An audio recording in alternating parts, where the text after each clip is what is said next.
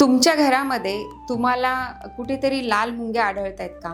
किंवा एखाद्या लाल मुंग्यांची रांग तुम्हाला दिसते, किंवा सारख्या सारख्या गोड पदार्थ नसताना सुद्धा तुमच्या नजरेत या लाल मुंग्या येत असतील, तर समजून घ्या की तुमच्या घरामध्ये वाद पेटण्याची शक्यता आहे, किंवा तुमच्या घरामध्ये काहीतरी छोटंसं वादळ ते येण्याची शक्यता आहे, किंवा तुमच्या घरामध्ये बॅड एनर्जी येऊ घातलेली आहे, ते येण्याचे ते संकेत असतात. त्यामुळे अशा वेळी भगवंताची प्रार्थना करायची, तुमच्या कुलदेवतेचं आराधना करून त्याला प्रार्थना करायची की जर काही संकट येणार असेल तर ते बाहेरच्या बाहेर टळून जाऊ दे. आणि काय करायचंय तर घरामध्ये वाद टळण्यासाठी तुम्ही सौम्य भाषेत एकमेकांशी बोलायचे. हे एकमेकांना सांगायचे की घरात लाल मुंग्या दिसतायत, आपण जरा समजुतीने वागूया. हे जर तुम्ही लक्षात ठेवलं आणि या प्रकारे केलं तर संकट लवकर टळेल किंवा वाद होणार नाही.